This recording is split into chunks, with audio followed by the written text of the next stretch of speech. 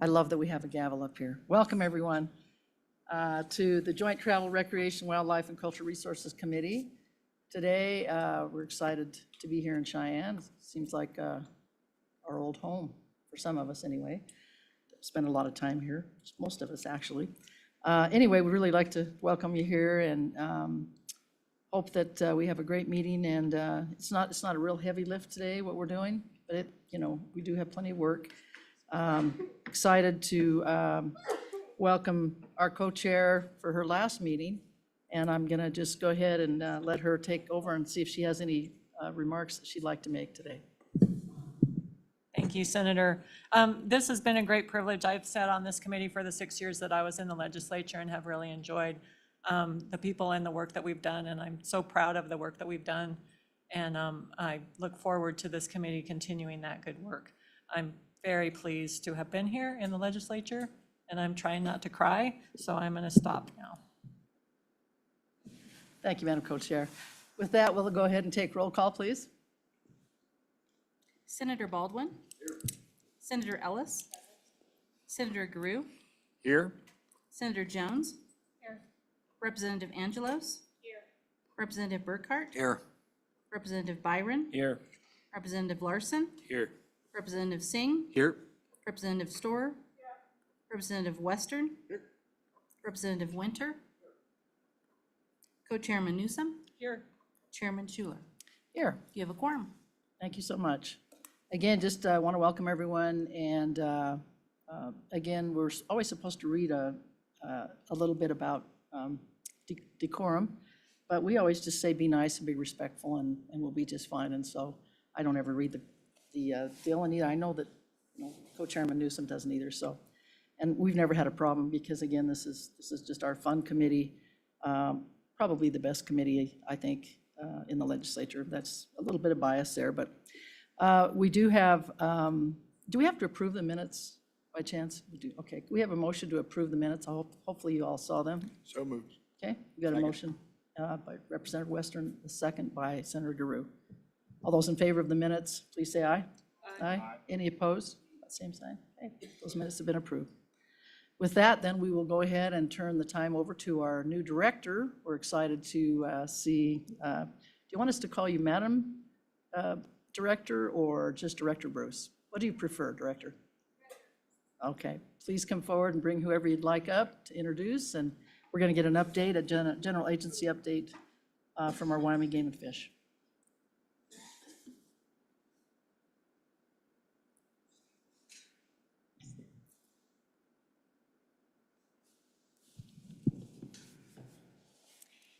Thank you, Madam Chair, committee members. It is a pleasure to sit in front of you today on my 19th day as director. So definitely still getting my feet wet. I like to call this the honeymoon period. But thank you for hosting in Cheyenne today. I brought in numerous people with me. Deputy Director Eric Wiltinger, you saw him the last few meetings.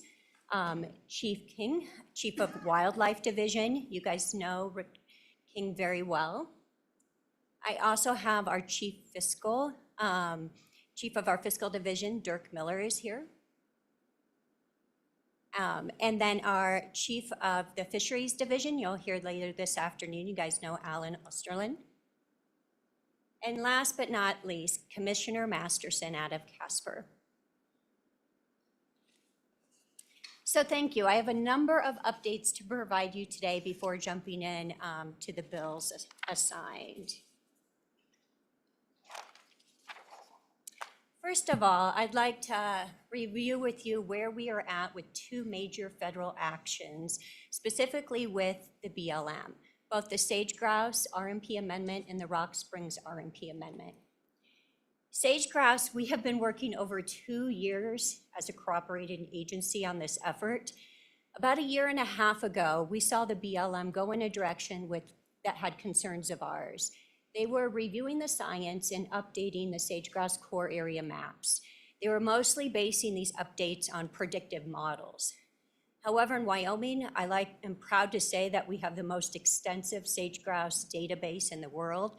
So the state jumped in, primarily through the sage-grouse implementation team, the SIGIT, and went through a year-long exercise to revise and edit the sage grouse core area map using all the latest science. You guys are well aware of that process. It took a lot of effort to land in an agreeable spot. And when we saw the sage grouse amendment come out from the BLM, their preferred alternative, Alt 4, aligned with our map. We were extremely pleased to see that the two aligned, and that was really our goal. Unfortunately, about a month ago, we got a preview of the draft final decision. Even though I can't speak details of what we saw, it was alarming and disappointing that some of the map protections did no longer align. And so you'll be seeing this. We were supposed to get the draft final out on Friday. They gave us a call and said it'd be a few more weeks before this went out public.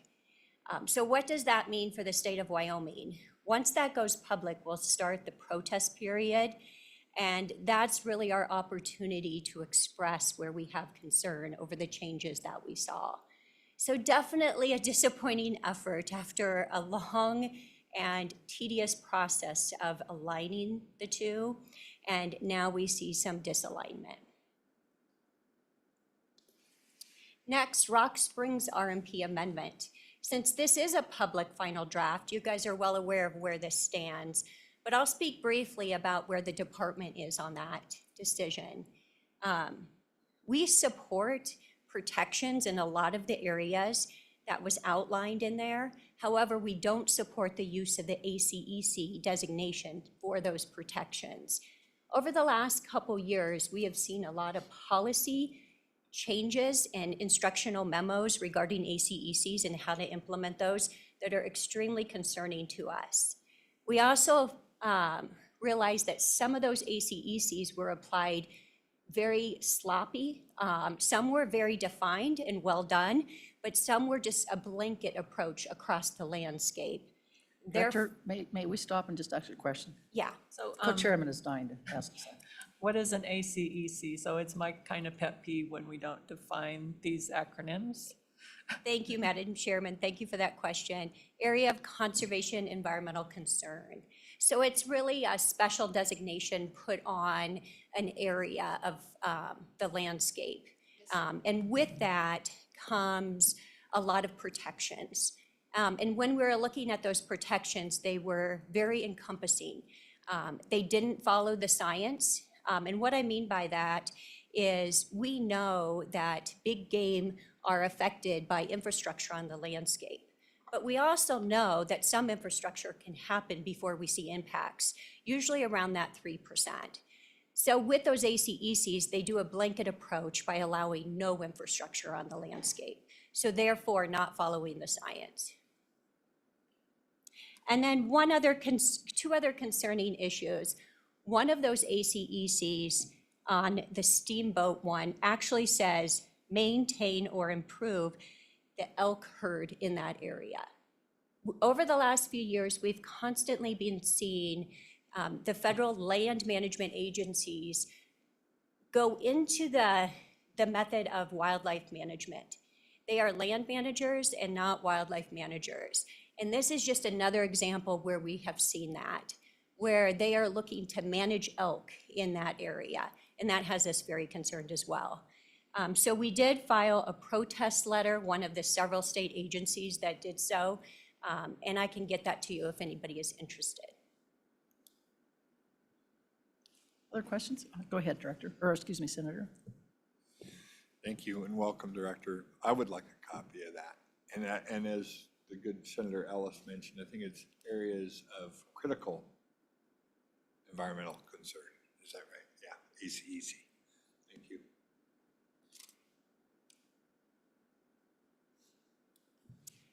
Thank you.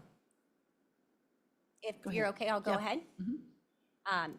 Next item, mule deer. We are continuously aware of the concerns that our public have on the mule deer populations in the state, and we share that concern. And then the winter of 2022 really exaggerated that concern for us and many people in Wyoming. We're continuously looking at ways to invest in habitat improvements, and movements in the state. Some of those examples are our USDA Big Game Pilot Program. Through that pilot program, we've brought over $30 million extra to private landowners in Wyoming for the purpose of protecting and restoring and maintaining movement. And then also through our wildlife crossings. In the last 6 years, we fully funded 4 large-scale wildlife crossing projects. The latest, I think you guys know, 189 Camera Project, $24 million, the largest award in the nation for that pilot program. And we are continuously looking at funding additional ones. On September 3rd, we submitted another application for the next round of that funding for the Du Bois Highway 26 project. I'm very excited about that. The question is will the Federal Highway Administration give us a second large grant? We tried to make this one extremely appealing. We had match money of over 40%. We also partnered with our reservation on this project as well. And we fundraised $2.3 million from the private sector. So really, we were trying to put a package together that they couldn't say no to. On top of those large projects, we also are doing numerous smaller wildlife crossing projects across the state with our local district WYDOT offices and counties as well. So even though we're continuously working on these habitat and movement projects, there's still more to be done. And this fall, we're engaging in numerous public listening sessions with our mule deer hunters and mule deer enthusiasts across the state. These listening sessions are different than our season-setting meetings. In February-ish every year, we sit down with our hunters in different herd areas to talk about what we're proposing for season settings. This one is different. We're doing them after the season, when it's fresh in their mind, but really talking about mule deer in those specific areas and what is going on. In some areas, we know that predation is a bigger factor. In other areas, it may be CWD, but really honing in, listening to the public, and trying to better understand what we need to be doing for mule deer in different parts of the state. Part of that effort is we put together this snapshot, and I think you guys probably all have one in front of you, of just a summary of the history and the current activity of what we're doing. And also there's a page there on the hunter attribute survey that we recently did. So looking forward to those meetings, and I hope you guys will be able to attend one in your area as well. Yes, go ahead, Representative. Thank you, Madam Chairman. I definitely think holding those meetings right after the season is a great idea when a sportsman, they've got everything that they really enjoyed, and they did not on their hunting experience. So I think that's a smart move, and I appreciate the department doing that. So thank you. Other questions? Okay, continue. Thank you, Madam Chair. The next topic to update you on is elk management. We want to continue to acknowledge that there are challenges in the state with our elk management and isolated incidences where the population is not where we'd like it to be. Even though there's areas across the state, primarily these concerns over the last decade have occurred in Hunt Area 6 and 7, just west of here in the Laramie Range. And a rule that the commission passed at our last meeting in September addresses Chapter 28, and it's really extraordinary damage to rangeland. If you guys recall, there was a bill last session that dealt with this that did not go through. So the commission took on this topic. It defines rangeland as private land or leased private land. And it really hones in on areas where big game objective areas exceed 15% of loss of forage, or areas that are not over objective where the forage is over 30% loss. In addition, the private landowners must grant access to hunters at a scale where they have the opportunity to successfully harvest more than the number of big game animals produced in that previous year, addressing the issue of recruitment.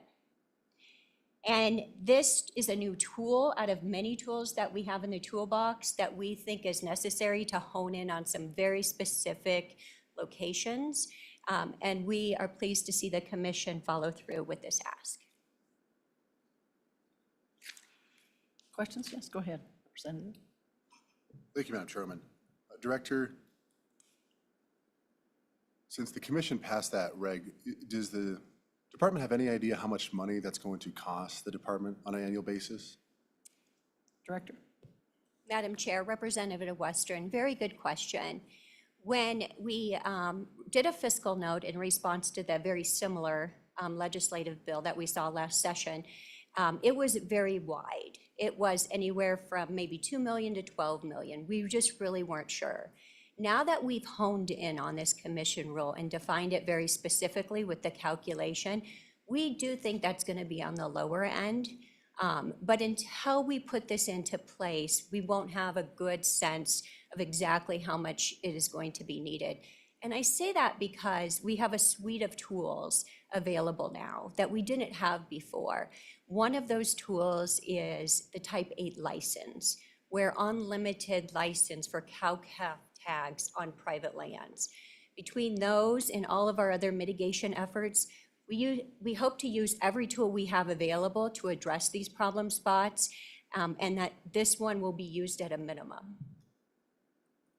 Yes, go ahead. Thank you, Madam Chairwoman.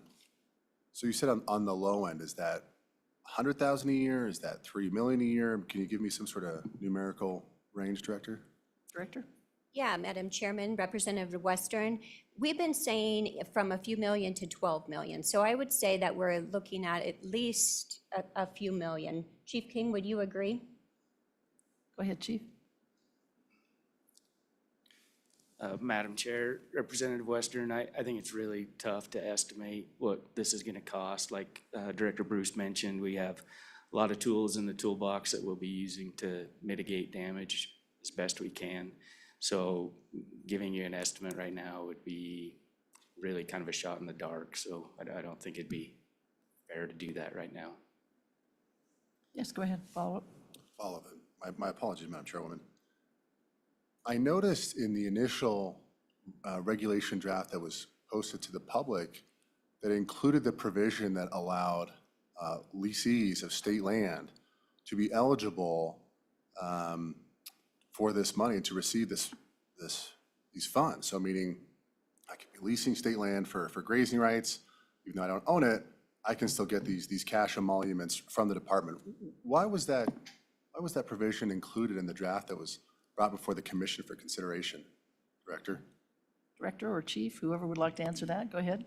Madam Chair, Representative Western, so that initial draft, that wasn't our intent. Our intent wasn't to pay on state lands, but we didn't have the language in there very clear. And so the draft that came back to the commission, we clarified that the payments were only for private land, deeded private land.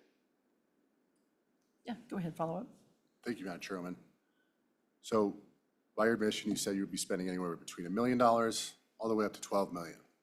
Pretty serious range. This interim, you've really emphasized that the revenue projections for the department in the future are pretty uncertain and are kind of potential to trend downward. So now we've got a reg that you guys have approved, that the commission has approved on the books, that's going to be costing the department a lot of money every single year. And that's a pretty major component in your line item in your budget. I assume that the department has some sort of plan to replace this type of revenue without going to sportsmen and asking for more of their money. Does the department have that plan, Director? Director? Yeah, Madam Chair, Representative Western, we have taken that into account. Like any statute or rule change, we're constantly reevaluating our budgets and priorities. And so this one, just like all damage payments from year to year, seem to vary quite a bit. And so we build in that buffer in our operation budget in order to be able to sustain that. But you do bring up a good question, Representative Western. When we allocate additional funds, how does that affect our overall operation budget? And usually what happens is something has to give. And so we continuously look back at our operations where we can decrease costs in other areas of the department, where we can draw in grant funds and outside partner funds to help sustain our operations. So we'll be taking a hard, close look at that and decide where we're going to do. One last follow-up. Sure, go ahead, Representative. Thank you, Madam Chairman. I appreciate your worries. indulgence. So, Director, a follow-up on that, does that mean that you're going to be diverting dollars away from some of the projects that we just talked about with mule deer or habitat restoration or some of those really important projects at Sportsman that matter a great deal to our sporting public? Director? Chairman, Madam Chairman, Representative Wester, not necessarily. Again, a little premature to tell. We'll have to, as we start working through with landowners to see what scale we're talking about here. Are there 5 landowners? Are there 15 landowners? Depending on the scale and how much we will use this new tool, will give us a better perspective of how much that will be and then where we can draw that from. Other questions from the committee?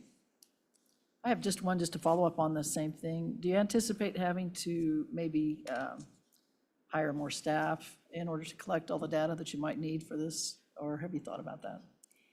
So, Madam Chairman, recently we put on 4 damage technicians to really be able to concentrate on this issue throughout the state as well as other damage issues. So they are in place as of today. Thank you. Other comments or questions? Okay, continue. Thank you, Madam Chair. And I will promise that I will eventually get to some good news. But for now, I wanted to briefly talk about the wildfires in Northeast Wyoming. And definitely lots of concerns there, over 600,000 acres burned, with 30% of one sage-grouse core area, the buffalo core area. I'm hoping that the Signet Committee will look at that closely and address that. We know that almost 20 leks were affected by the fire, so definitely have concerns. Our staff are working very closely with USDA and the counties and other folks, Weed and Pest, locally to prioritize where to do invasive species control at, where are the likeliest places where invasives may come back in, that those need to be prioritized for spraying early on. And then, do we reseed sagebrush? We know there was a loss. They're doing some modeling with imaging now to understand how much of a loss. We're also talking with our friends in Nevada and Utah who have done aerial seeding of sagebrush in the past, what that might look like, if that's a tool for consideration here. So definitely very concerned. Our commission at the last meeting stepped up and provided $250,000 for that invasive species control. And that doesn't seem like a lot, but with a lot of the funds coming in from our federal sources and then the general fund money that you guys appropriated last year, a lot of that requires local match. And that's really what we're hoping that contribution by our commissioner can provide, is that local match needed for some of those federal funds. So we'll continue to watch that, as well as the other fires that have taken off, especially over the weekend. One up in the Bighorns that's affecting our WHMA. Eric just closed that WHMA this morning. And then, of course, the large fire over at Du Bois that really got large over the weekend. So we'll continue to work with everybody and looking at how we can assist, especially in those post-fire reclamation restoration efforts.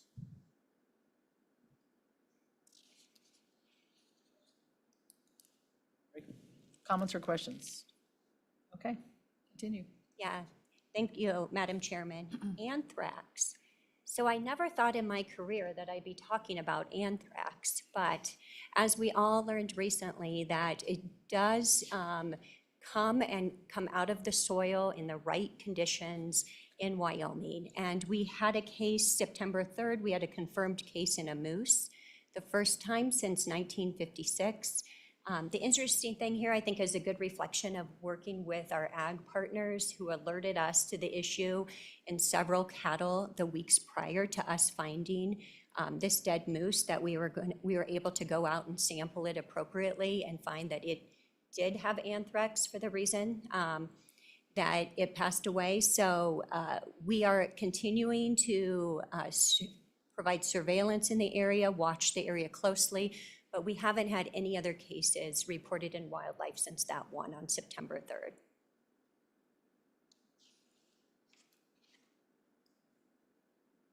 And I'll just keep More going. good news? I mean, Okay. that's some more good news, did you say? Yeah, no, we're gonna start with the good news now. So we talked earlier about sage grouse, but I'm happy to report you guys all know that sage grouse are a cyclic population, so they're constantly going up and down. And they are on the uphill swing, which always puts us a little bit more in the easy seat when we think about that. But this year, after the let counts, they were 33% up in the state, which is good to see. They may or may not be at their peak yet. I actually think they'll have another year before they plateau out, before we start to see the cycle go back down. But really good news. I've heard lots of observations from the public and from field staff that they're seeing a lot more out. So that is good. Antelope, fawn survival is a really good indicator of how the population does. And our fawn survival in 2024 was excellent in much of the state. And especially after that severe winter that we had, this is really pleasant to see. And in many parts, it's the highest or above the average that we've seen in over 30 years. So that wet spring that we had last year was extremely helpful in setting that trend in the right direction. Mule deer, we don't conduct sex age composition surveys until November, December, and that way we'll have a little bit more idea of the population. However, the field staff believe that we'll see a much similar trend as we did with antelope. So it is looking promising.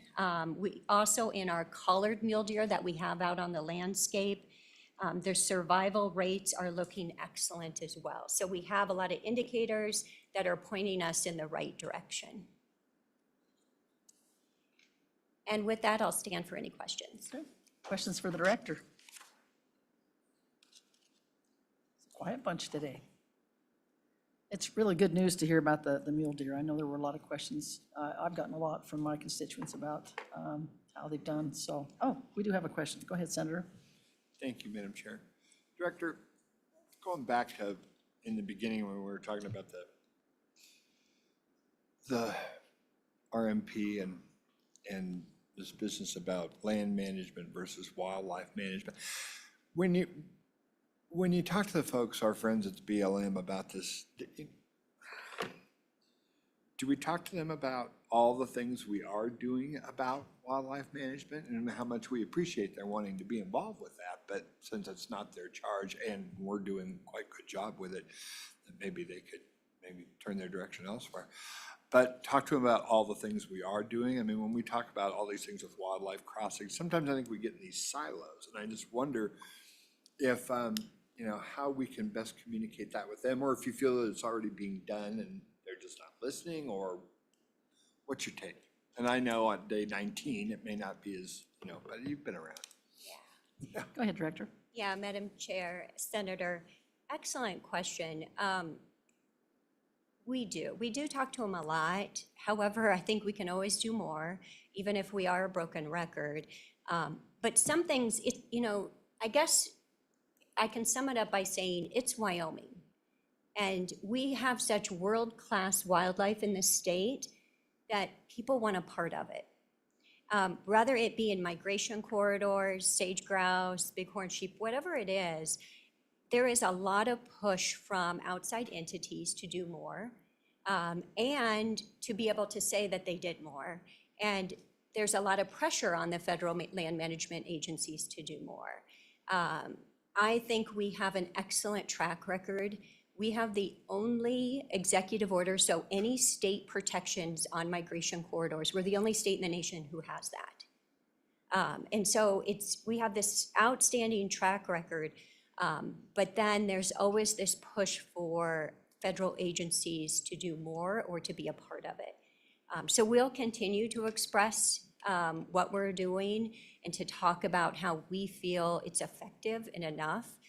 In the Rock Springs RMP, one highlight, sort of, that I didn't mention is there was an ACEC on migration corridors in the draft plan when it came out.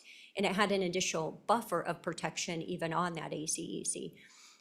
We said, we've got this. The state has it. That is not needed. They did remove that.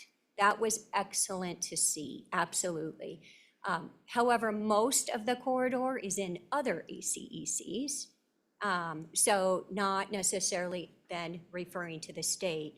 But the nice thing that they did do in there for that was to say that the migration corridors will be referred to the state. So that's an example of maybe where we did get a win deferring.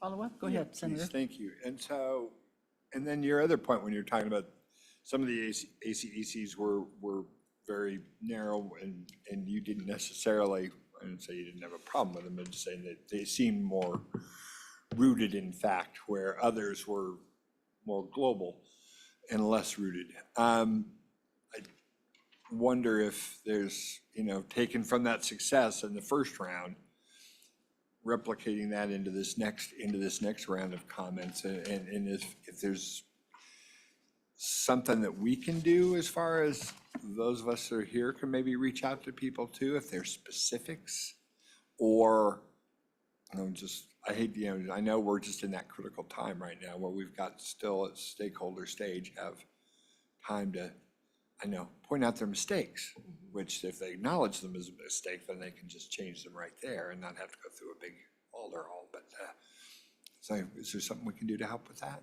Or is there something we should be trying to redouble our efforts at doing? Let's talk about that a little bit. Director? Madam Chair, Senator, excellent question. I wish I had, the magic thing that I could tell, please do this.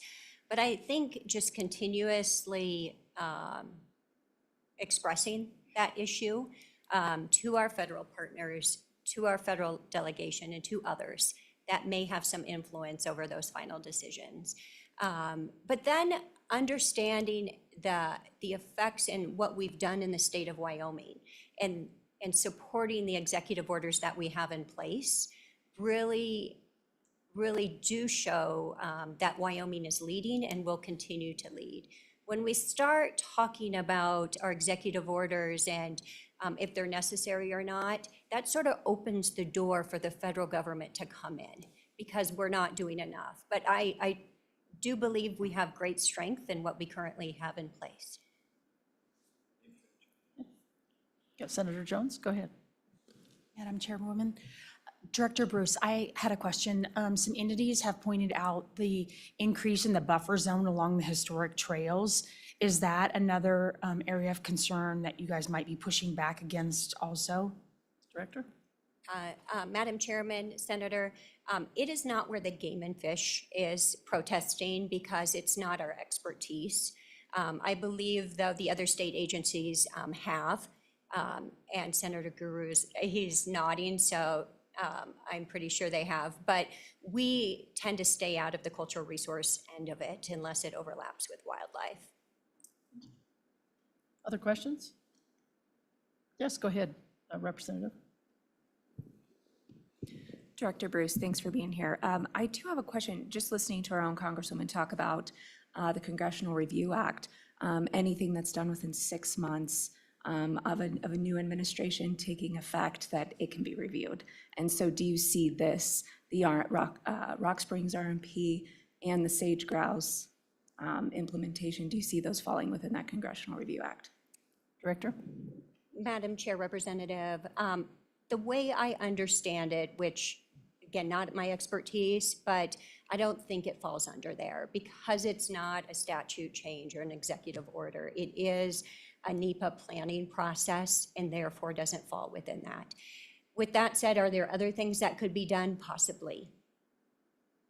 Yes, follow up, go ahead. Yeah, just since it is a federal agency action, I just am, I'm sure it's murky and gray, but I would hope to see that that may happen. Other questions?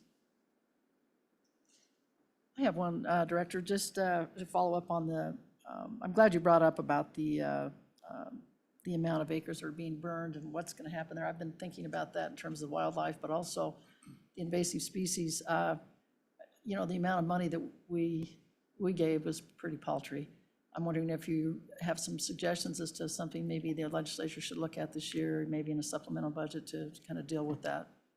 Yeah, Madam Chairman, Bob Bugg with the Natural Resource Trust spoke at Joint Ag a few weeks ago with an ask, and it was an increase. So the original ask was 20 million and 9 million was the final outcome. So his ask involved going back to that additional 11 and then predicting what else might be needed. I think if I got it right, he asked for another 20 million from general fund.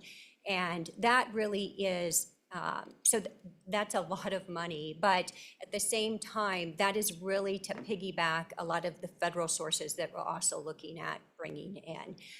But just, you know, that quite a few folks got together and came up with that estimate.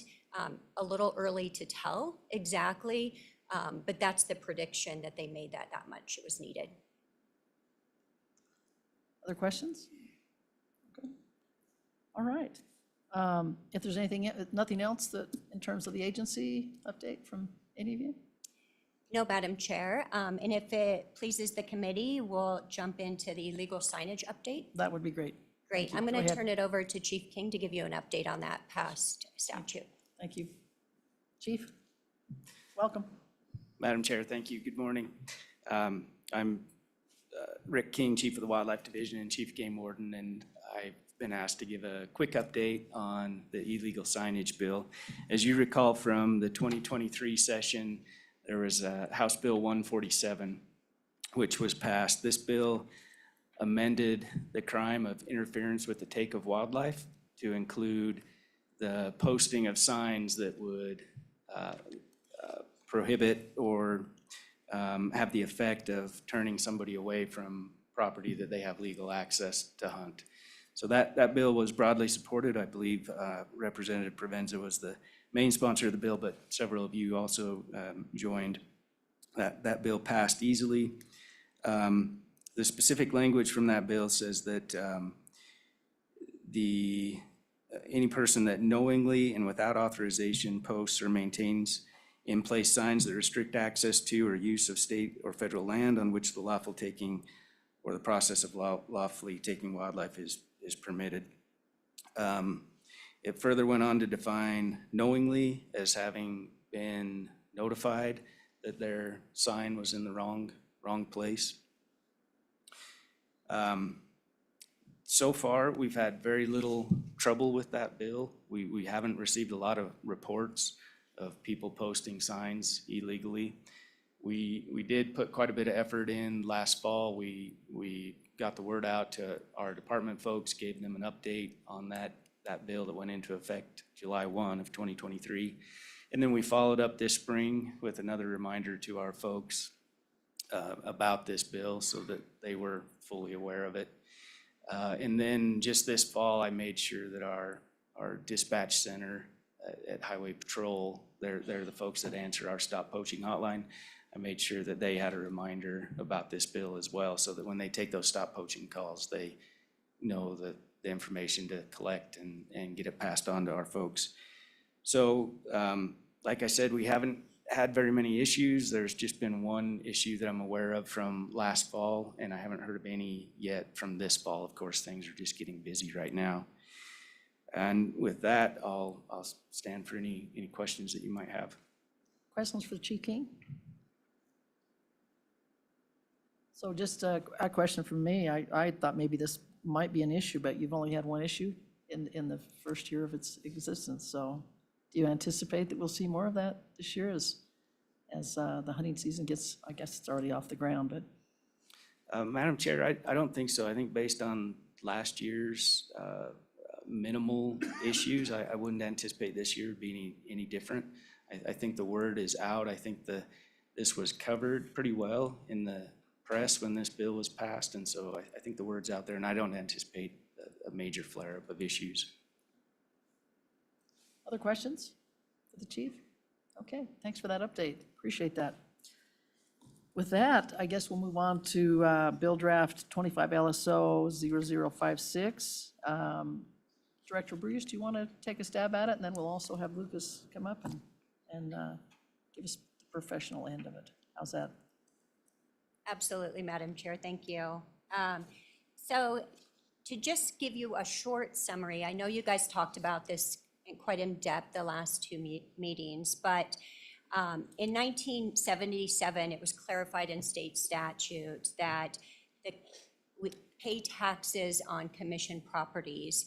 That includes our headquarters buildings, our 8 regional offices, hatcheries, et cetera, as well as our WHMA lands. And so we currently pay taxes on all of those. This bill is for the purpose of exempting those properties for wildlife management purposes. And if you recall on page 2, there was a lot of discussion at the last meeting of what primary government purpose was. And so that definition was worked on. And I'll maybe speak about it and then let LSO chime in from the legal aspect. We were really looking at a couple things here. So on our WHMA lands, those are assessed by the county as ag lands. So the ask isn't for those to be taken off the tax roll, it is for the other things that I listed. So this was a way of trying to clarify that, is those properties except for those that are assessed agricultural tax. Questions for Director on this? Anything else on that, Director Bruce? Okay. Well, let's move on over to our LSO King of the Castle, Mr. Plum. Thank you, Madam Chairman. Luke Plum, LSO, here to discuss 25 LSO-0056. This is game and fish property tax exemption. This bill draft, was brought at the last meeting. I went back and worked on it with Game and Fish, and we made some changes to get away from that governmental purpose language. And so the bill draft has been changed in the exemptions provided in Wyoming Statute 3911-105, that the following property is exempt from taxation, and it's any real property owned by the Wyoming Game and Fish Commission, except for real property that is used for wildlife management purposes and assessed based upon the taxable value of agricultural land pursuant to the special tax that's levied under 3913-103B12. And so essentially what this is doing is it's exempting any property the Game and Fish owns except for those ones that are specifically within this special tax that's levied under 3913-103.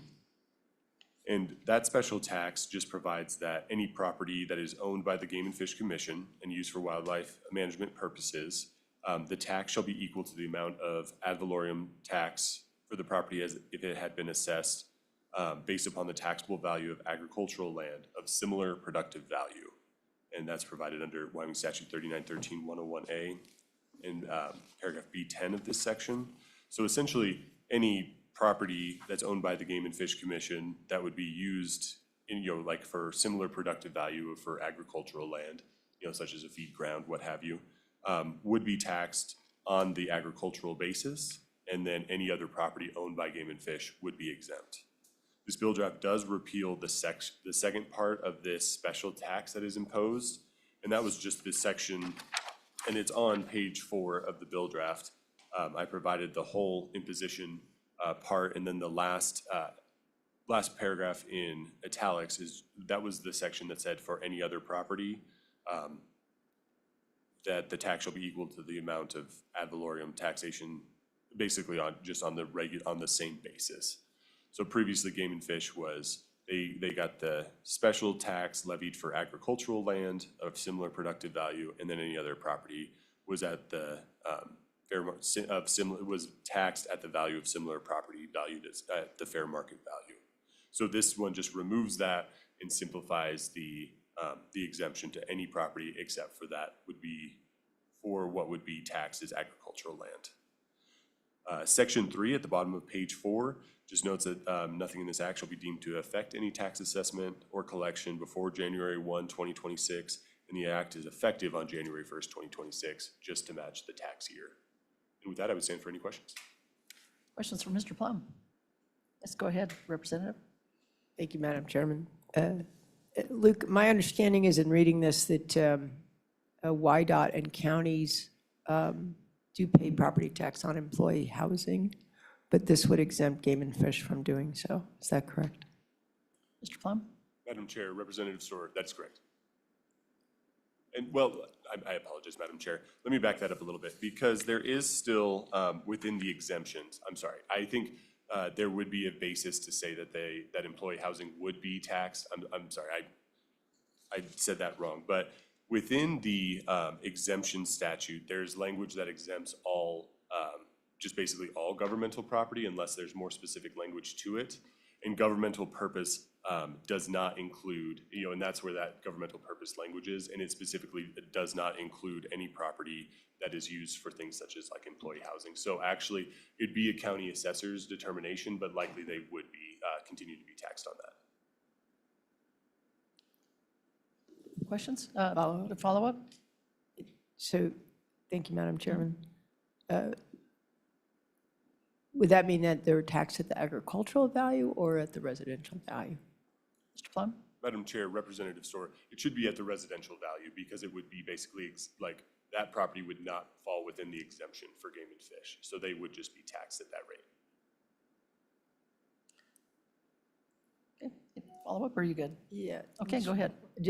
This is significant in Teton County since Game and Fish is building several new housing. So, and even in Teton County, while they are quite modest, they're probably valued at about $750,000 is my guess, just taking a look at them as I've driven by the highway.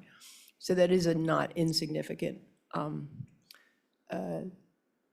probably a couple $100,000 of additional residential tax probably that would be assessed against Game and Fish for those properties. Senator Ellis, did you have a question? No? Change your mind? Okay. No sense opening a can of worms. Anybody else? Yes, Madam Co-Chair. So we have this chart in our packet that outlines the taxes at this point in time. So as I understand our discussion, the residential assessed would stay the same, but that's not exempted. The commercial assessed would be the relief that Game and Fish is looking for property tax. And then the agricultural would remain the same. Is that kind of right? And I don't know what other is, but it's insignificant financially. So is that, we're looking at the 396,734 as being the exemption that this bill would address? Mr. Plum? Madam Chair, Madam Co-Chair, yes, I believe so. I forgot to bring that chart up with me, but that is my understanding. Yes, that this is exempting everything except for what would not fall into the fall within the exemption generally, and then any agricultural land that's already part of this, and that's remaining the same. The agricultural land will still be taxed, or any land that's assessed as agricultural land would still be taxed that way. It would just be any other property, and and like the residential property would not fall within the governmental purpose of state-owned property. Other comments or questions? I appreciate the date, moving that back. I can't remember. It seems like we had it 2025 for some reason in my mind, but having it pushed back to 2026, I think makes sense for at least our counties for assessment and collection. So appreciate that. Other comments, questions? Okay, thank you so much. Appreciate that. Committee, what are your thoughts on this bill? Excuse me? Oh, public comment, yes. Oh, we better have some public comment. Uh-oh. Yes, I think we might have somebody from the county that, or, county areas that might want to have a comment. So, welcome. Appreciate it. Good morning, Madam Chairwoman, members of the committee. I'm Jeremiah Riemann here on behalf of the County Commissioners Association.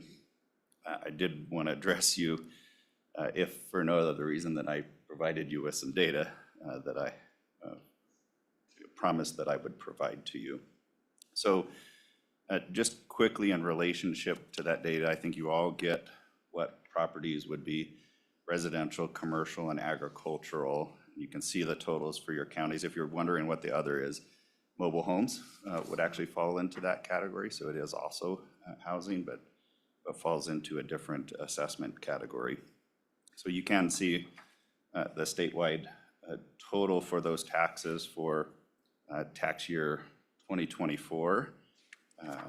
And as Representative Storer mentioned, there are new properties that do come on here. I know some of you have had new office space opened up in your communities that ultimately shows up here.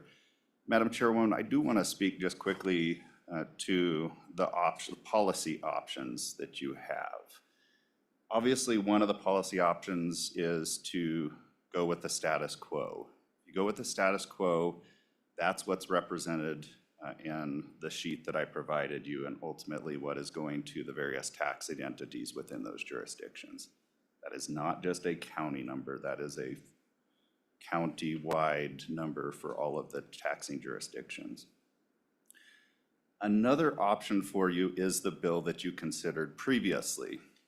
I would actually read that bill that you considered that says you're going to exempt anything but governmental purpose as exempting the commercial piece, because as I testified at the time, or at your last meeting, residential property is not generally considered by the county assessors across the state to be for a governmental purpose.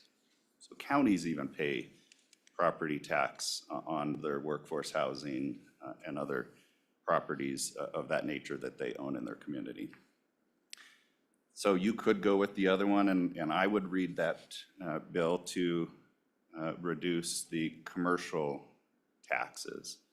Madam Chairman, I actually read this bill differently than your LSO staff, and I'm not an attorney, but I actually read the current bill before you as exempting everything but the agricultural component here.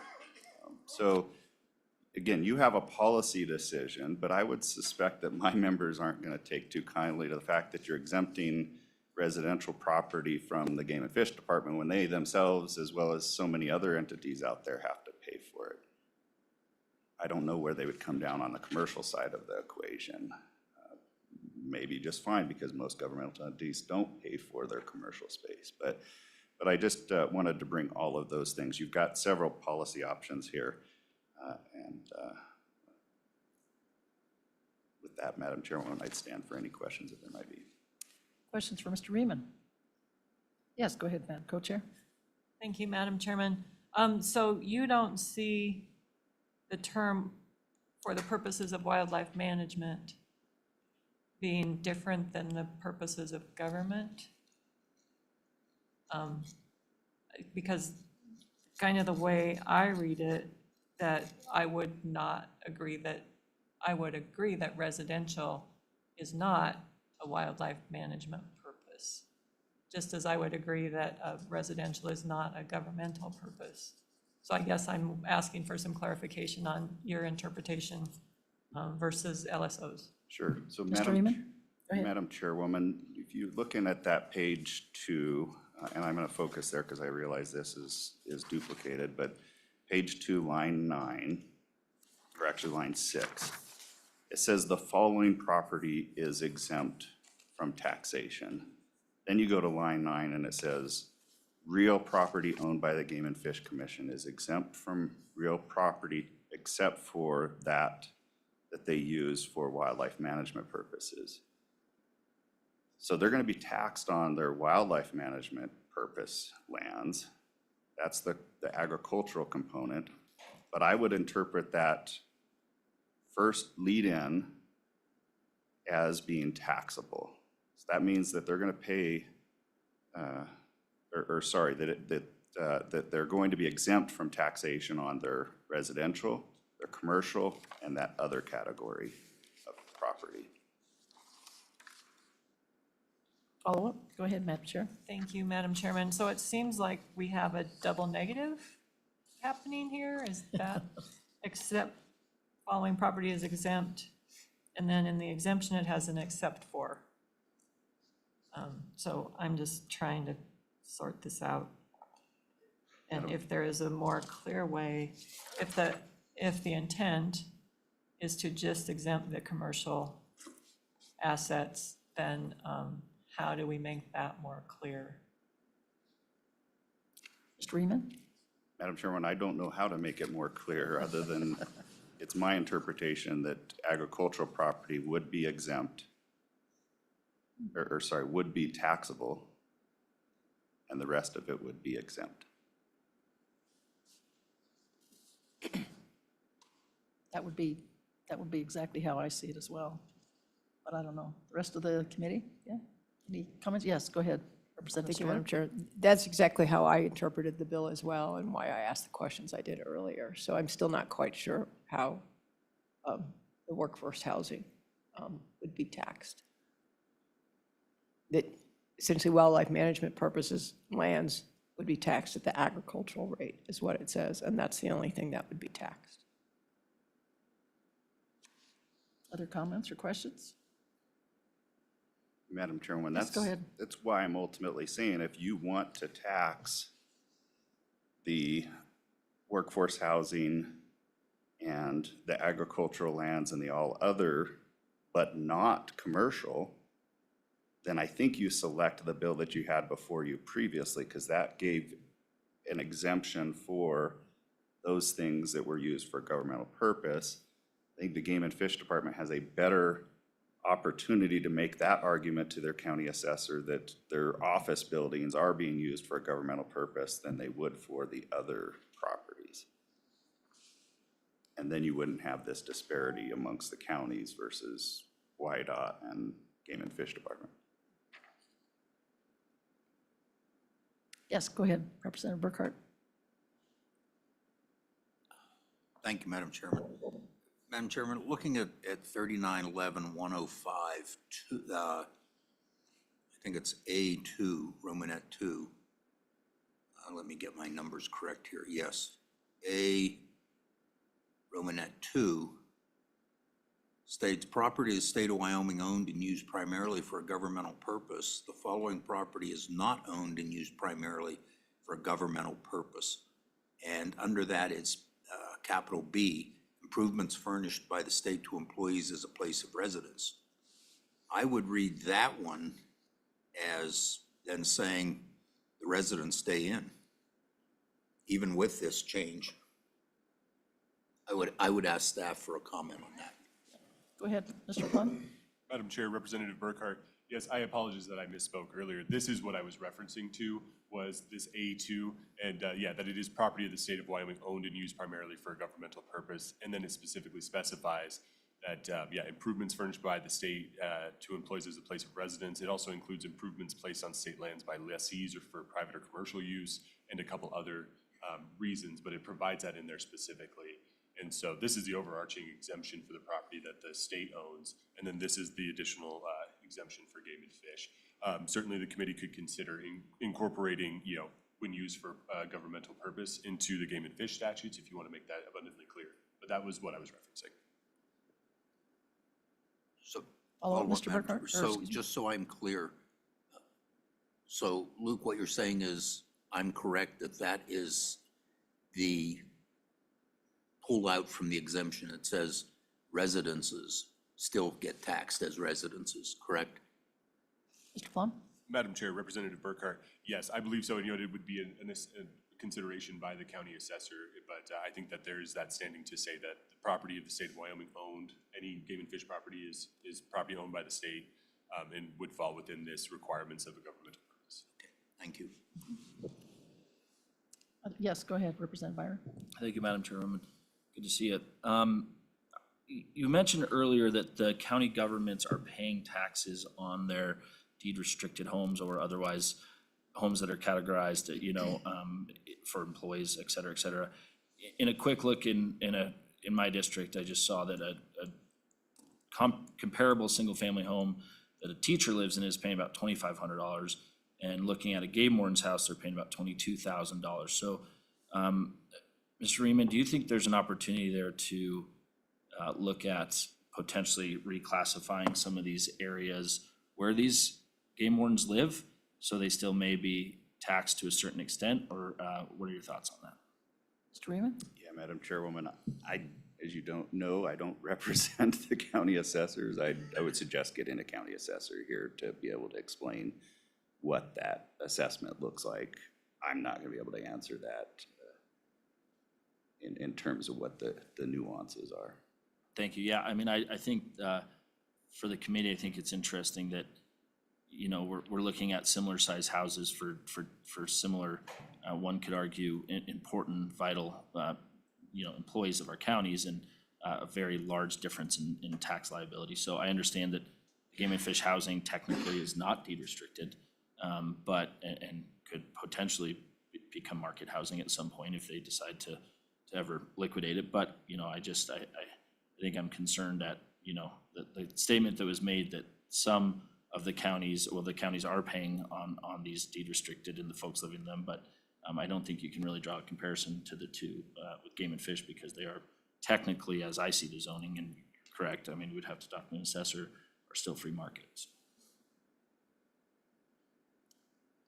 Other questions or comments on this bill? One more? Go ahead, Madam Co-Chair. So, thank you, Madam Chairman. So given that we addressed the issue with residential, does that make you more comfortable with this, that this bill only exempts the commercial? Mr. Reaman? Madam Chairwoman, if this exempts commercial, I think it lessens my concern. I don't know where the local governments might come down on the loss of the tax revenue. I know it may seem insignificant to you, but to some of these jurisdictions, it may be significant. We have not had that sort of a conversation. It may be so insignificant for counties, but pretty significant for the school districts in those jurisdictions. It's a policy decision you're gonna have to make. Any other comments? Okay, thank you for your testimony. Anyone else in the room that would like to testify on this bill, or do we have anybody online? No? Okay. With that, I guess now we can ask what your thoughts are on this bill. Committee, what would you like to do with it? Move the bill. Move the bill? Do you have a second? Okay. Then moved by Representative Newsom, seconded by Senator Group. Discussion? Yes, go ahead, Representative Byron. Thank you, Madam Chairman. I saw that we had a YDOT kind of fiscal impact. Am I missing it in our meeting material? Do we have a overall fiscal impact yet from the agency on how this would look? Is it hiding in here? Or I know we had discussed asking for that at our last meeting and trying to get a better idea. Has anyone seen that, or? Director Bruce or anyone from Game and Fish, would you happen to have some information to follow up on that with?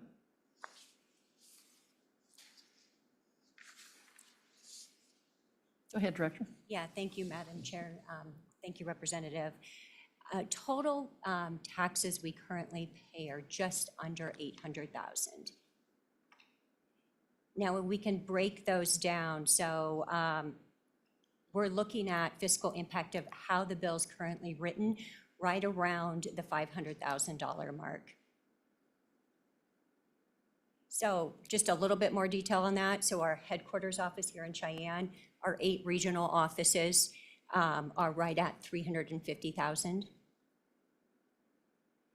And then some of those other that you've been talking about today, so the game warden houses, et cetera, are 133.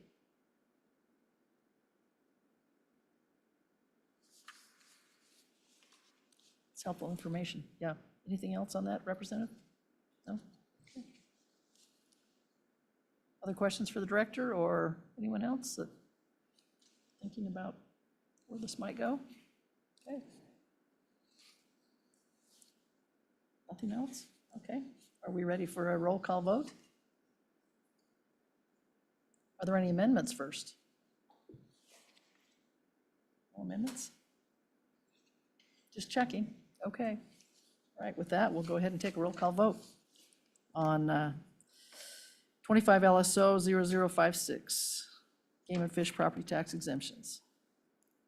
Senator Baldwin, No. Senator Ellis. Senator Garu. Aye. Senator Jones. Representative Angelos. Representative Burkhart. Aye. Representative Byron. Aye.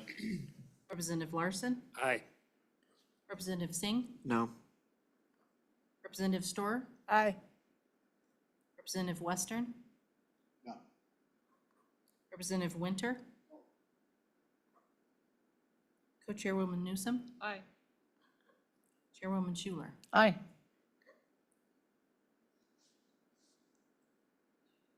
Nine to five, that passes. 9-5. Okay, that bill is passed. Moving forward, we'll get together with our co-chair and figure out where we'll start that, I guess. So thank you for the information and for the discussion on that bill. All right, moving on, we'll go to bill draft, the reconsideration of 25 LSO 0057. And we will need a motion to reconsider this bill since there was an amendment. Would anyone like to make that motion? Madam Co-Chair? I move we reconsider this bill. Okay, we have a second. Okay, all those in favor of reconsideration, please say aye. Aye. Any opposed? No. Okay, is that 3? Let's do a hands vote. All those in favor of reconsidering the bill, please raise your hands. Those that are opposed, please raise your hands. Okay, I guess we won't reconsider the bill. That has failed. All right, moving on. That takes care of a little bit of our time this morning, so. We have some time for some public comment on any of the bills. Is there anyone in the room that would like to comment on anything we've talked about this morning? Wow. Oh, come on up. Sure.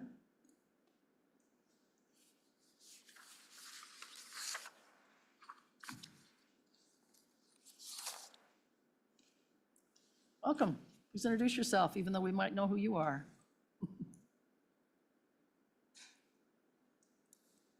It's good at my age to repeat my name every so often, just in case I forget it. I appreciate it, Madam Chairman. My name is Richard Garrett, and today I'm here on behalf of the Greater Yellowstone Coalition. That acronym is GYC, Madam Co-Chair. As you may know, GYC works with all people to protect the lands, waters, and wildlife of the Greater Yellowstone ecosystem now and for future generations. My comments will be brief, and because I don't want to stand between you and lunch, which seems to be coming up sooner than thought. But in any event, I do want to let the committee know that we are happy to work with you, members of the legislature, Game and Fish, and its commission, tribes, the governor's office, partners and stakeholders on issues and opportunities that are relevant to our mission. We think it's important to know, for you to know, that the work of our members and supporters is both in the field and in ways that supplement the department's funding model, which, as you know, is the North American model, and it's a user-based funding model. So these things are really important to a particular constituency, which we hope to see grow in our state, sustain and grow. Specific to that, I want to point out that GYC, in partnership with the Wildlife Fund, has raised $2.7 million to help build the wildlife crossing on US Highway 26 near Du Bois. The crossing, as you know, is a vital one, and it will provide demonstrable benefits to both wildlife and people. So it's really good work, and it's good work that this committee and this legislature has supported for a very long time, and we're very grateful for that. In conclusion, I'd like the committee to know that just as we did with her predecessor, we have found Director Bruce's door to be an open one. I think it's an incredible appointment. She's bringing a lot of success to this new role, and there will be new success to come as well. She has an amazing team, and that does incredible work by responsibly stewarding its users' funds. Wyoming Game and Fish is the leading agency of its kind in the nation, and we are excited to continue our work together. And so with that, I'll almost conclude my remarks. But I do want to say, I'm not sure I'll get a chance to comment to this committee again, but I so appreciate each and every member of this committee, the work that you've done together, the leadership of its co-chairs, both present and past. And I look forward to seeing you down the road and around the bend and continuing to do good things together. So thank you very much. Questions for Mr. Garrett? Yes, go ahead, Representative Western. Thank you, Madam Chairman. Mr. Garrett, I really appreciate that the coalition's efforts to fund some of these underpasses. You know, this has been a long time passion of mine since my first day in the legislature, and I really appreciate all the effort that you guys have put in. I think they're one of the lowest hanging fruit in terms of policy prescriptions that can really help rehabilitate some of our population. So I really appreciate your efforts. Madam Chair, Yes, go ahead. Representative Western, that's very kind of you, and I'll pass that on to the folks that have really done the work. I'm only here representing them, but I'll be sure and let them know. So thank you. Other questions for Mr. Garrett or comments?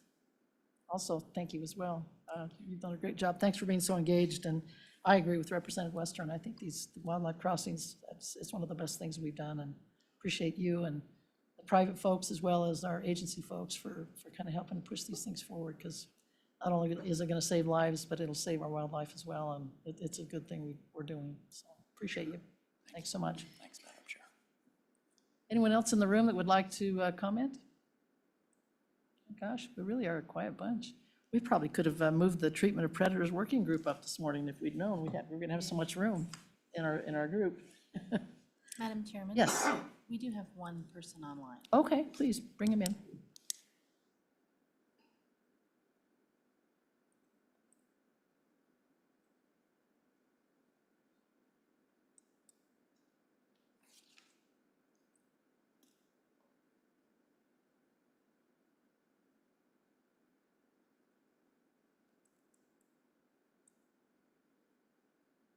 Welcome. Morning. Thank you. Morning, Madam. Yes. My name is Sabrina King. I am here on behalf of the Wyoming chapter of Backcountry Hunters and Anglers. I will also try to be brief and let you get a very early break. Congratulations on your efficiency today. I do appreciate the opportunity to speak to one specific issue that our members are deeply concerned about, and that I think in relation to the bill that was not reconsidered, but also the damages program that was discussed earlier by Game and Fish. This is an issue that I do believe will come up in the next session, and that I think our members are very interested in seeing addressed. With the changes that were made to Chapter 28 with the damages program, Wyoming now has the most sprawling and significant damages program in the country. And as you heard, it's entirely possible that the costs for that will go up. We are concerned that that burden is going to continue to remain solely on the shoulders of the Wyoming sportsmen. And with that, I think we are very interested in seeing a statutory cap to the damages program so that that does not become an overwhelming burden to the sportsmen of the state of Wyoming. That is outside the scope of what I think we can consider in this committee, but I think it needs to be discussed. Given that the bill that will move forward to the next legislative session is going to contemplate an increase or potential increase in the license fees that sportsmen will be paying. So we're concerned about that program, and the concern is not ours alone. In the conversation about the Chapter 28 damages amendments in front of the Game and Fish Commission, the vast majority of comments opposed those regulations, and those increases in the damages program were passed anyway. Additionally, some of the comments and some of the information that came out of that discussion is that the requirement that for damages to be paid out, there needs to be a sufficient amount of hunting allowed on that property to maintain herd amounts. That requirement may not be being met. We need to do a little bit more digging into that and ensure. And I think we would look to the legislature to help us, hold our agencies accountable to making sure that hunters are being allowed to hunt and maintain population numbers, especially when we are looking at an increase in payments to landowners for rangeland depredation now. And as you heard, that goes out to even including when herds are within within objective. Sportsmen are now paying essentially, or are looking at paying essentially, for the existence of wildlife on rangeland. So there's some reining in that we believe needs to happen. We look forward to those discussions. And as always, as sportsmen, we are happy to discuss if some of the other elements in our statutes need to change, like the compensation for landowners for when sportsmen harvest on their land. I think there's ways that we can ensure that for landowners who are allowing public hunting, they are compensated for that. But we need to rein in the damages program at this point.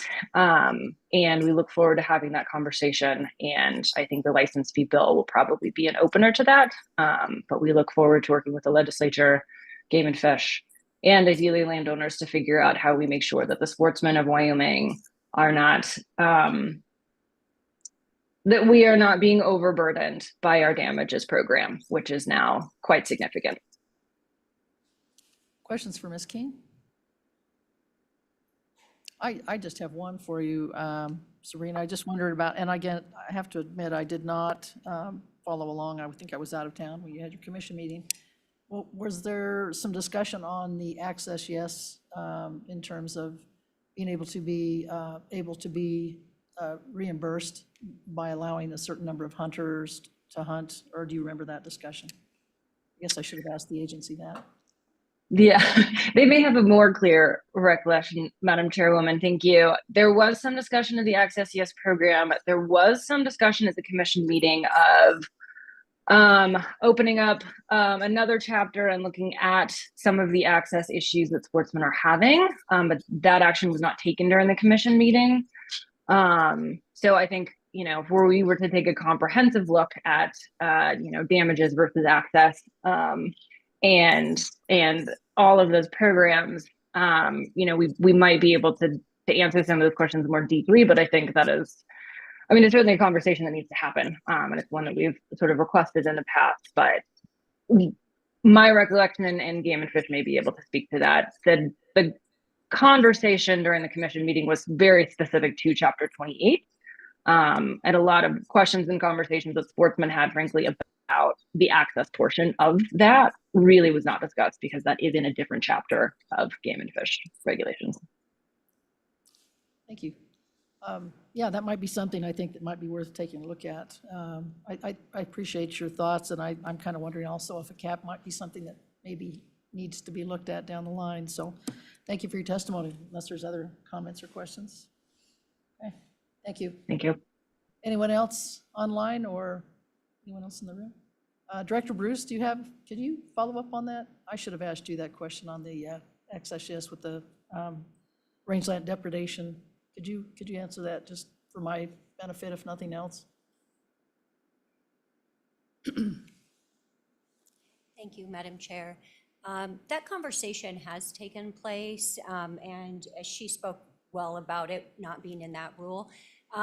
However, I think the real question is access is required, but in this case, the question really becomes is what type of access? So currently it is required, but we have heard from a number of constituents that this ability to have open access for the public is a desire as well. Thank you for that clarification. Yeah, Representative Western. Thank you, Madam Chairman. Director Bruce, ultimately, there's nothing preventing the department, commission from including a simple requirement for access, yes. I think it's a really great tool that the department has, and as Warden King has talked about before, it really gives a pretty broad range of flexibility for landowners to say, okay, I'm comfortable with conditions A and B, but C makes me nervous, so let's leave that out. In real policy, that means I only want cow hunters, or I only want antelope hunters, but no deer hunters. That kind of flexibility, which is good. That's important. And so I'm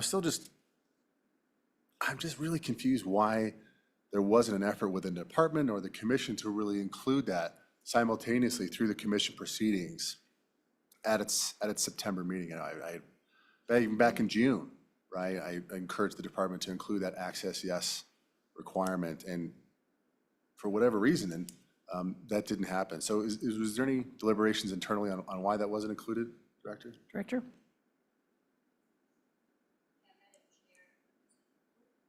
Madam Chair, Representative, there were discussions. I think we heard from both sides. One of the public speakers that we did have at the September meeting really drew a lot of attention to it, and her lands are enrolled in Access Yes. And she talked us through why she enrolls some and not others, and the fact that even with Access Yes, she wasn't getting the number of hunters that she wished she did. But you're right as far as Access Yes being flexible in what type of access and when. There are things that we can do to make it flexible and help meet the needs of landowners, but it was not brought forward in this package at this time to the commission. Other questions for the director, or we've really pretty good? Oh, a follow-up. Go ahead, Representative. Thank you, Madam Chairman. And Director, at the end of the day, I mean, Title 23 is clear. Wildlife is property of the state. So obviously, the department and those that fund the department bear some obligation for these type of scenarios, these extraordinary damages. It's more the concern that, hey, we're giving you extra money for no additional return for that money we're giving, right? Obviously, it's a small number of landowners that are dealing with this, but I think that's the underlying concern. And so I think that's where I really hope that the department and the commission has future plans to come up with a strategy to mitigate that. And obviously, it's hard to know. We haven't started paying out these claims, so we don't know what the actual numbers are. And that's a fair point. It's just I hope that we can, that's money potentially anywhere between 1 and 12 million that be going towards habitat remediation, towards these underpasses, towards these really important projects that I strongly believe in. And I know that you do and the department does as well. And so, I eagerly await those plans and then that strategy to come forward. Anything Madam else you'd Chair, could could I add? follow up with that? Yes, please, go ahead. Yeah, so thanks, Representative, for those closing comments. And I will end with the idea that we were glad to see this go to the commission, and the commission has the ability to adapt and change with time, maybe or maybe not easier than the legislative session, at least more often. And so I looked at this rule can be flexible in bringing additional changes as we start to implement it. Other comments? Well, Director Bruce, in your first 20 days, you've only gotten grilled just for about an hour and a half. So I think you did just fine. We really welcome you to, the department head, and you're going to do a great job. You've been a great deputy, and I think you'll bring some really, as a biologist, correct? You're probably the first biologist that we've had lead this agency. So I think that's kind of a different take, but we look forward to future meetings with you. We may be a different committee altogether, but thank you for what you've done and for all the work of the agency. So with that, I have a few just quick little things I've got to give out here. Should have had them ready, but I wasn't quite ready for us to do that. As some of you know, we are losing some folks here that chose not to run again. I don't know why. This is such a fun committee, and we have such great times that why would anybody want to leave the legislature after the many, many years of abuse that we take? It's kind of like coaching. That's what I'll use as my frame of reference. But I'm going to start with Representative Burkhart. I just have a little something for you. You're probably the longest standing folks. Well, let's see, is there any, maybe Senator Baldwin? No, he is, okay. I thought so. And nothing about age, but just the fact that his experience, his wealth of knowledge, I mean, honestly, he's been a great mentor to me. I'm sure Representative Newsom feels the same way.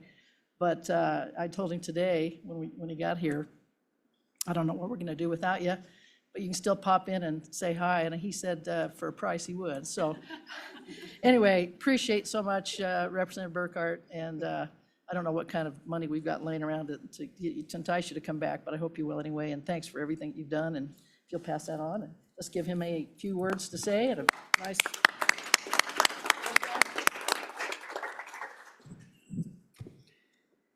I guess we've broken all of these microphones at some point. But anyway, well, thank you all of you. It's been great working with each and every one of you. Yeah, I'll miss it. But it's time to do other things. There's an old saying that you know when it's time, and it's time. So I did make one mistake, I've told some of you, which is I said that I would work right up to the bitter end and not become a short timer. I wished I had just said, I'm done, don't call me anymore. Because I have worked all summer. But I've really enjoyed my time in the legislature, enjoyed working with all of you. Even the conversations that are tough conversations and you don't always agree with each other are still worthwhile. So those of you who are coming back in January, good luck. And those who aren't, good time. So, and yes, I have other things to do besides the legislature. People keep asking me, what will you do? And I have plenty to do. I still have stuff in boxes for house remodeling that I bought my first term. They're still in boxes. I plan to use those. So thank you again for the card. I sincerely appreciate it. Well, we appreciate you. Representative Western's another one that's, I don't know. He didn't take as many years to decide that this wasn't for him, I guess. Or maybe just the fact that he's fairly newly married. The wife maybe had a decision that was, topped his. But appreciate all your work on this committee. It's nice to have a sportsman who's a young guy who's got a lot to say about a lot of different things. And but it's been very helpful to have you on the committee, and I've appreciated all of your work, and just be happy to see you move on and do whatever you want to do and whatever the wife tells you to do. So let's give him a hand, and hopefully you'll say a few words as well.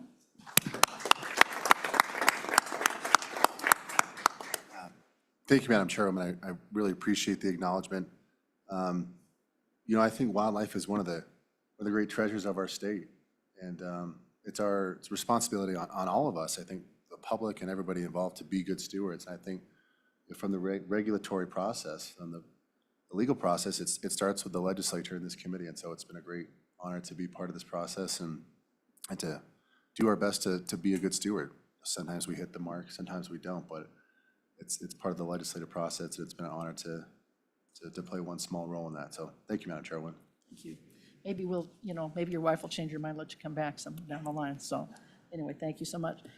Senator Baldwin, it's been an amazing ride with you. We've worked on a couple of different committees, but really enjoyed. Again, he's another sportsman, so it's helpful to have people that actually hunt. I don't. My husband always did, but I didn't pay attention to what he did and what he brought back. It's just like get it in the freezer and go from there. But this guy here has probably hunted all kinds of things in places that most of us can just dream about going to visit. But he and I have had kind of a long-standing joke about who was going to get on the Interstate 80 first and who was going to flesh out all the highway patrolmen. And usually he would go first and I would pass him somewhere before Rollins and just wave on my way by. But neither one of us, I don't believe, ever picked up a speeding ticket. But we're going to miss you, and hope that you have some fun things in mind and maybe get to just hang out in, Kemmer and occasionally in Evanston and come by and visit. So, Senator Baldwin.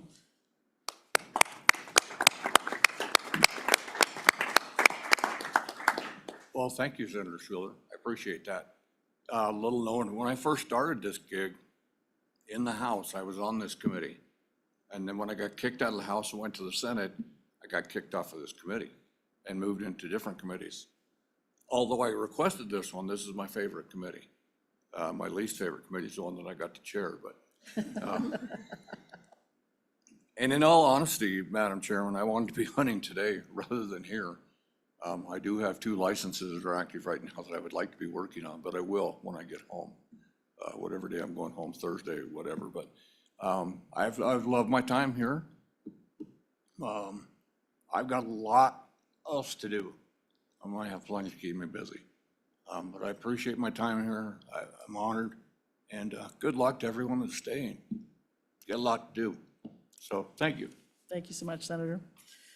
We have another senator on the far end that she started out on this committee as the chair and then drug me in as the vice chair. And I learned so much from Senator Ellis and, you know, her mentorship, as I mentioned to her yesterday on the phone, we visited a little bit, has been amazing. I still forget to do things, but I have lots of people around me that say, oh, don't forget public comment. You know, I should probably take a few notes, but Senator Ellis, you've been amazing. You know, in terms of being able to get bills right and correct and make sure that the wordsmith is done correct. It's good to have a lawyer on board because she didn't miss the mark on anything, and she's been great. We're going to miss her in the Senate. We're really going to miss her on this committee, and just wish you the best. I told her yesterday, maybe you'll be able to make a little more money now that you're not in the legislature and you're actually a full-time lawyer. So Senator Ellis, if you'll say a few words.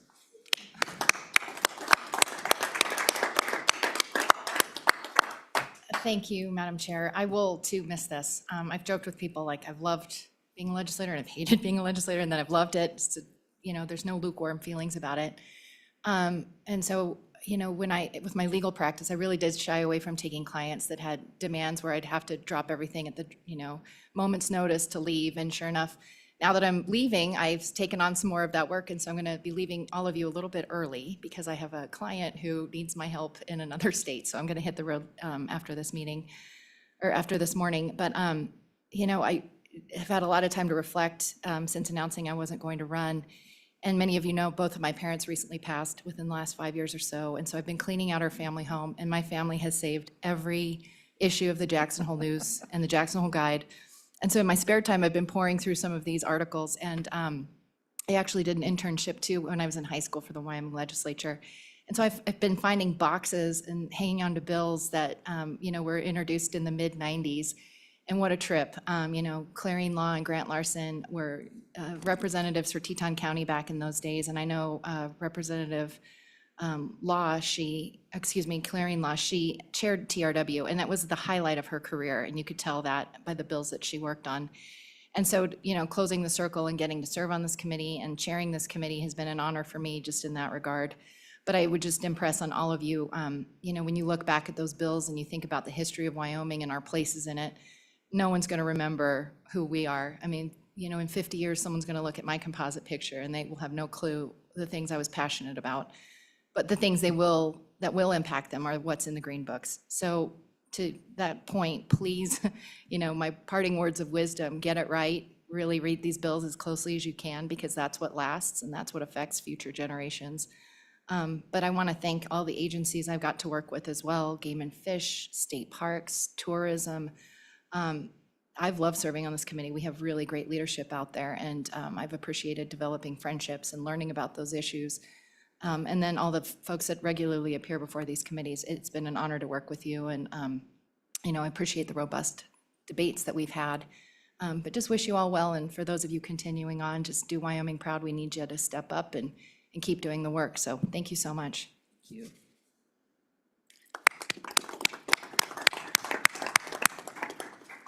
And last but not least, my co-chair here, I'm really mad at her. Well, I'm mad at all of you for taking off and leaving us, but it is what it is.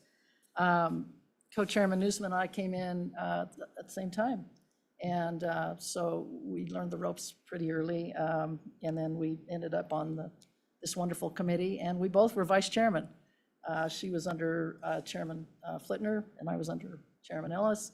And we couldn't have asked for better folks to use as our leaders. So I think we learned we were a little wet behind the ears, but then we got thrust into this. And you know, the best part about Chairman Newsom is she's very calm. You know, I'm one of those that kind of yap, and I get a little wound up about some things. You probably wouldn't notice that here in the committee meetings, but out in the real world, I'm a little like that. And she's just Miss Calm, and you know, everything's going to be okay. And you know, so not only have I enjoyed working with her, I couldn't imagine a better co-chair to work with. I consider her not just a co-chair, but a friend. I wish her the very best. I know she's probably tired of being on the road, as well as the rest of you that are leaving. You put a lot of miles on your vehicles, and I don't think people out there in Wyoming have any idea the amount of travel. As one of our senators is always saying, we're not a citizen legislature anymore. We're just like, we're in meetings all the times, it seems like, but we are doing the work of the people, and I couldn't have done it without you, and I just have a little something for Chairman Newsom. So hopefully you'll say a few words.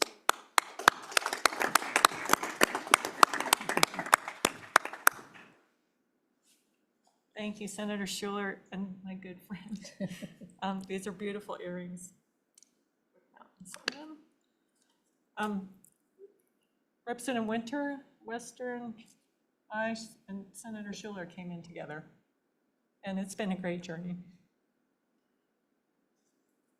And I've so enjoyed it. I've enjoyed getting to know the agency people. Congratulations, Angie, you were top-notch. The rest of you are top-notch as well. And it's been such a pleasure to be here. I've learned so much, and I have so much more to learn. So as we go through this journey, it is quite remarkable, the people that we meet, that we would, not having this experience, we never would have met. Representative Burkhart. I sat right in front of him my first session, and he scared the crap out of me. Because he was so knowledgeable and so clear in his goals, and not afraid to tell everybody about it. And at one point, we had a bill on uranium mining. I'm a tourism person. I didn't know uranium mining. So I turned around and I asked him, I said, what the hell is this? And he explained it to me.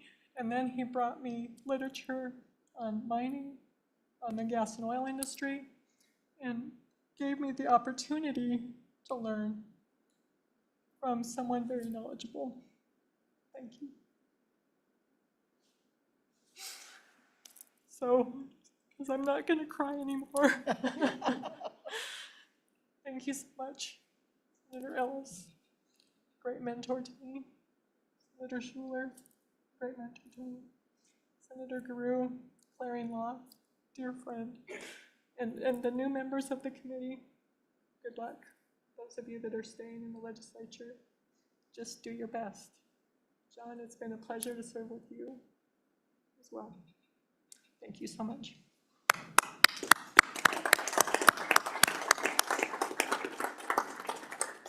Well, now that we have everybody crying, gosh, I thought we better do this now because not because I wanted us to go in with red eyes to our lunch break, but I knew that Senator Ellis had to get on the road. So just again, thank you to those of you that are leaving. You will be missed.